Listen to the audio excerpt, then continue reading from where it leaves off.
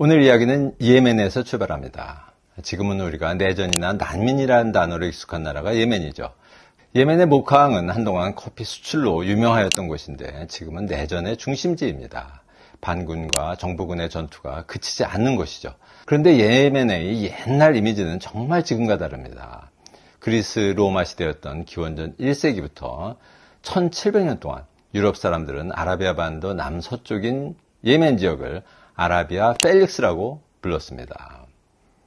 1596년 지도입니다. 지도 중간에 아라비아 펠릭스라는 표기 보이시죠? 펠릭스는 라틴어로 풍요롭다, 행복하다는 뜻입니다. 따라서 아라비아 펠릭스는 행복한 아라비아를 의미합니다. 왜 그렇게 불렀을까요? 이 지역은 적당한 강수량을 자랑하고 일찍이 관계시설이 잘 갖춰진 땅이었고 그래서 기후에 상관없이 농사를 짓기 최적의 땅, 아라비아 반도에서 유일하게 녹색 식물이 무성한 곳이었습니다. 그래서 풍요롭고 행복한 땅으로 불렸습니다. 예멘은 일찍이 동양과 서양을 잇는 무역의 중심지이기도 했죠. 인도와 동아시아로부터 오는 물품, 홍해 건너 동북 아프리카로부터 오는 물품, 이집트와 지중해로부터 오는 물품이 만나는 곳이었습니다. 그리고 그 중심지가 바로 유명한 모카항이었습니다. 옛날 모카항 모습입니다. 15세기 중후반부터 18세기 초반까지 250년 동안 모카항의 전성시대를 만든 물품이 바로 커피였습니다. 예멘 지역에서 유행하기 시작한 커피는 모카항을 통해 주변으로 퍼져나가기 시작했죠. 어느 방향으로 퍼졌을까요? 바로 북쪽입니다. 당시 문명의 중심지였던 이집트와 지중해로 향했습니다. 먼저 이슬람의 성지인 메카에 커피가 소개되었죠. 당시 메카에는 아프리카, 인도, 그리고 동남아시아에서 온 이슬람 신자들이 많았습니다. 이슬람을 믿는 사람들은 하나, 둘 커피에 빠져들었습니다. 커피를 마시면 기분이 좋아지고 밤새 기도를 할 수 있는 이점이 있었습니다. 기독교인들이 마시는 포도주를 대체한 것입니다. 커피 음료가 유행하면서 이슬람교의 상징 도시인 메카에 1500년경 세계 최초의 커피하우스 카읍의 한해가 등장했고 커피하우스에는 많은 사람들이 모이기 시작했습니다. 이후 커피와 커피하우스 문화는 서양 문명과 동양 문명이 교차하는 레반트 지역, 그러니까 지금의 시리아, 레바논, 요르단, 팔레스타인, 이스라엘 지역을 통해 빠르게 튀르키예로 전해졌습니다. 튀르키예는 우리가 알고 있던 터키입니다. 금년 6월 1일 국명이 유엔 승인으로 바뀌었습니다. 낯선 음료 커피를 둘러싼 최초의 찬성과 반대 논쟁이 벌어지기 시작한 것도 이 즈음이었습니다. 커피가 유행을 하고 커피하우스가 증가하면서 이 음료를 둘러싼 논쟁이 벌어진 것입니다. 과연 이 음료는 마호메트의 가르침에 맞는지, 마호메트가 포도주를 금지했으니 이 음료도 금지해야 하는 것은 아닌지, 커피가 건강에 해로운지 아닌지, 커피하우스에서 커피를 마시면 남녀노소가 시간을 보내는 것이 율법에 맞는 것인지 아닌지, 두통과 같은 간단한 질병으로 의사를 찾던 사람들이 의사를 찾지 않고 커피 한 잔 마시고 마는 것이 바람직한 것인지 아닌지 이런 논쟁이 벌어졌습니다. 새로운 물품이 들어오면 그때나 지금이나 유해 논쟁이 벌어지는 것은 당연합니다. TV가 처음 대중화되었을 때도 컴퓨터가 처음 등장했을 때도 스마트폰이 등장했을 때도 그랬던 것 기억하시죠? 콜라도 그랬고 시리얼도 그랬습니다. 지금은 누구나 즐기죠. 이 새로운 물품이 등장하면 늘 따르는 논쟁입니다. 그런데 모든 커피 역사책에 등장하는 이상한 장면이 하나 있습니다. 1511년에 메카에서 지역 통치자 카이르 베이라는 사람이 커피하우스를 폐쇄하고 커피 마시는 것을 금지하고 이를 어기면 엄벌에 처했다.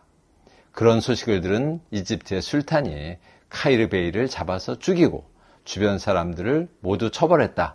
그의 동생은 충격으로 자살을 했다는 얘기입니다. 당시 이집트 술탄이 커피 애호가였기 때문이었다는 거죠. 근거 기록이 있을까요?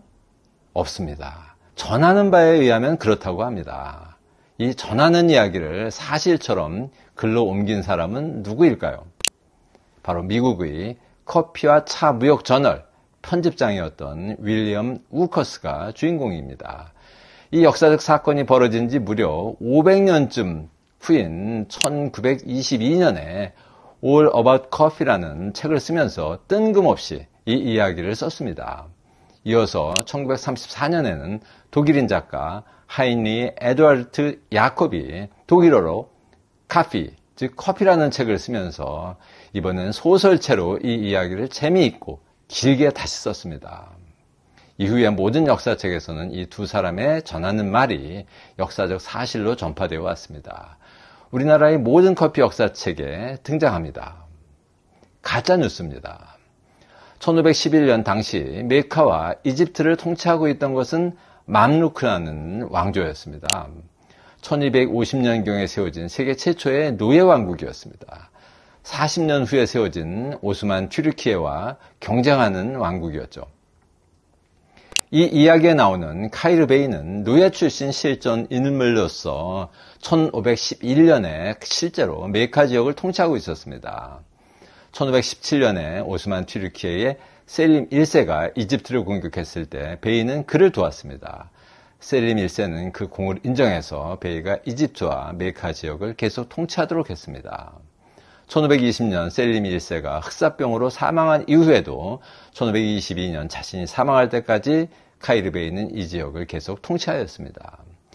브리타니카 사전에도 나오는 역사적 사실입니다. 1511년에 커피를 탄압해서 사형을 당했다는 것은 전혀 근거 없는 이야기입니다. 그가 노예 출신으로 지역 통치자가 되었다는 것이 유럽인들에게는 곱게 보이지 않았던 겁니다.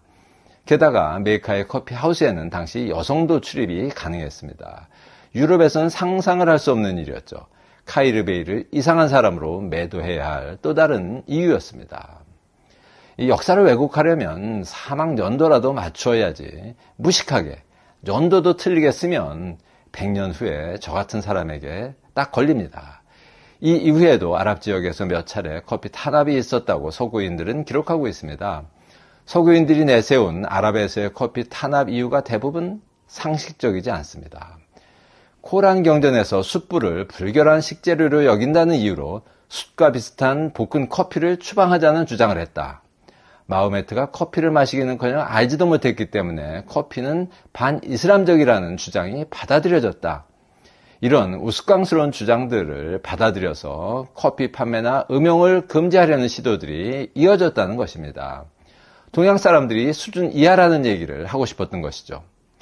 똑똑하고 교양 있는 서구인들이 받아들이지 않았으면 무식한 동양 사람들에 의해 탄압을 받다가 없어졌을 수도 있는 음료가 커피였다는 점을 강조하고 싶었던 서구인들의 지적 우월감, 동양인에 대한 멸시의식을 읽을 수 있는 장면입니다.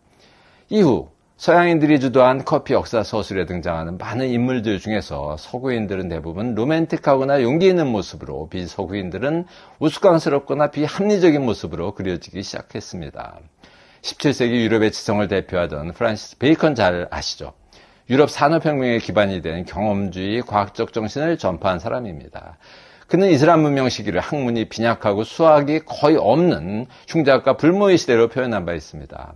그가 한 유명한 말, 아는 것이 힘이다. 바꿔 말하면 모르는 것은 연약함이고 죄다. 죄를 지으면 벌을 받아야 한다가 됩니다. 무식한 동양은 서양에 의해 벌을 받아야 한다.